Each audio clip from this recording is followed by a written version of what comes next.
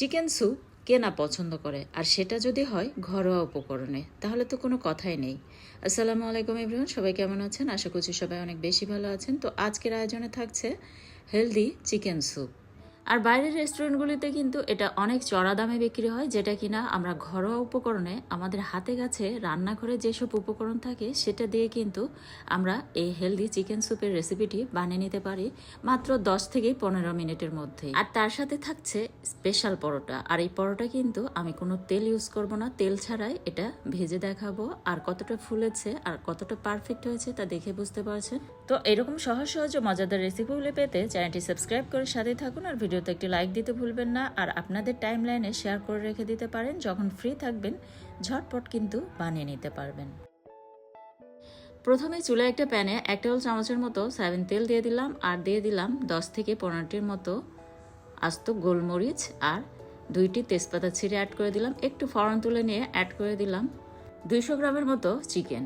এটা কিন্তু দেশি চিকেন, আপনারা চাইলে ফার্মের চিকেনটাও অ্যাড করে নিতে পারেন। তো এটাকে হালকা এপাশ ওপাশ 2 মিনিটের মতো আমি ভেজে নিচ্ছি ঢাকনা দিয়ে ঢেকে।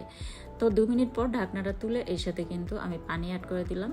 পানিটা আপনাদের পছন্দ মতো আপনারা অ্যাড করে নিতে পারেন। তো আমি 2 লিটারের মতো পানি অ্যাড করে দিয়েছি। আর এই ফাঁকে ঢাকনাটা তুলের সাথে আবারও অ্যাড করে দিলাম 3-4টি রসুনের কোষ, 1টি পেঁয়াজ মাঝখানে ফালি করে অ্যাড করে দিয়েছি, আর 1 টুকরো আদা। আর এদিকে একটি বলে 2 কাপের মতো ময়দা নিয়ে নিয়েছি, আর স্বাদ মতো লবণ অ্যাড করে দিয়েছি, 2 টেবিল চামচের মতো সয়াবিন তেল অ্যাড করে দিয়েছি, আর 1 চা চামচ করে পাউডার মিল্ক আর চিনি অ্যাড করে দিয়েছি। খুব ভালোভাবে মিক্স করে নিলাম।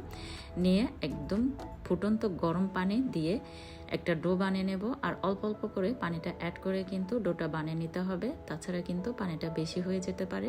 তো অল্প অল্প করে কিন্তু আমি পানিটা দিয়ে ডো বানিয়ে নিয়েছি। আর এখানে প্রায় আমার 1.5 কাপের মতো পানি লেগেছে। আর দেখতে পাচ্ছেন ডোটা কিন্তু বেশি নরমও হবে না, আবার বেশি শক্ত হবে না। তো উপর দিয়ে আবারও একটু তেল মাখিয়ে এটাকে ঢাকনা দিয়ে ঢেকে 10 মিনিটের জন্য রেস্টে রেখে দিচ্ছি। আর এদিকে কিন্তু চিকেনটাও খুব ভালোভাবে সিদ্ধ হয়ে গিয়েছে। তো এখন চিকেনগুলিকে আমি একটি জালি চামচের সাহায্যে তুলে নিচ্ছি, আর আস্ত গরম মশলাগুলিও যতটুকু তুলে নেওয়া যায় আমি তুলে নিচ্ছি সব কিছু।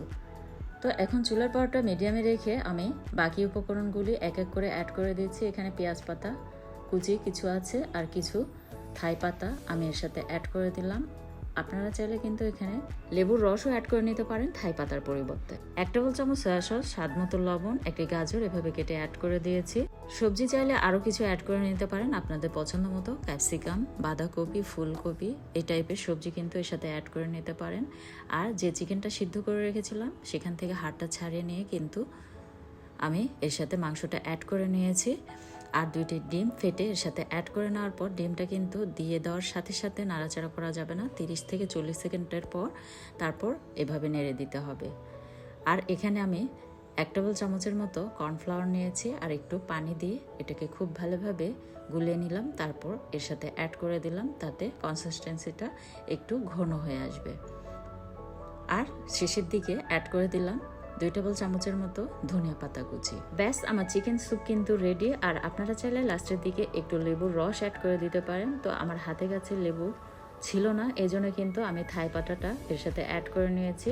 আপনাদের কাছে কিন্তু লেবু থাকলে অবশ্যই লেবুটা অ্যাড করে নিতে পারেন থাই পাতার পরিবর্তে। আর থাই পাতাগুলি কিন্তু সার্ভ করার সময় তুলে ফেলে দিতে হবে। আর এদিকে যে ডো বানিয়ে রেখেছিলাম সেটা থেকে আমি লেচি কেটে নিয়েছি। আর এখন পরোটা কিভাবে বেলে নিয়েছি একটু লক্ষ্য করবেন। তো একটি রুটি বেলে নিতে হবে, তারপর রুটির উপর দিয়ে আমি কিছু ময়দা ছিটিয়ে দিচ্ছি, দিয়ে আমি ভাঁজটা দিয়ে নিচ্ছি পরোটার। আর এক্ষেত্রে কিন্তু আমরা ভাঁজটা দেওয়ার সময় এখানে তেল ইউজ করে থাকি, তো আমি কোনো তেল ইউজ করছি না। আমি এভাবে ময়দা ভিতরে দিয়ে ফোল্ড করে নিলাম, তারপর এরকম এটা পরোটার শেপ করে বেলে নিচ্ছি। আর এভাবে বানিয়ে নিলে কিন্তু তেলের পরিমাণটা কম লাগে। দেখতে পাচ্ছেন পরোটাটা হয়ে গিয়েছে। পরোটা বেশি পাতলাও না, আবার বেশি মোটাও না, এই সাইজ করে বানিয়ে নিতে হবে। তো এটাকে এখন ভেজে নিচ্ছি তেল ছাড়া।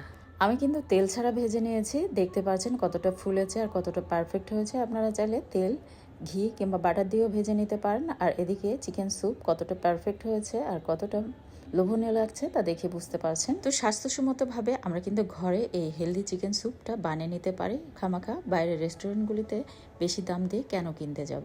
তো রেসিপি ভালো লাগলে আপনাদের টাইম লাইনে শেয়ার করে রেখে দিতে পারেন। যখন ফ্রি থাকবেন ঝটপট বানিয়ে নিতে পারবেন। পরবর্তী রেসিপি দেখার আমন্ত্রণ জানিয়ে বিদায় নিচ্ছি। ধন্যবাদ সবাইকে।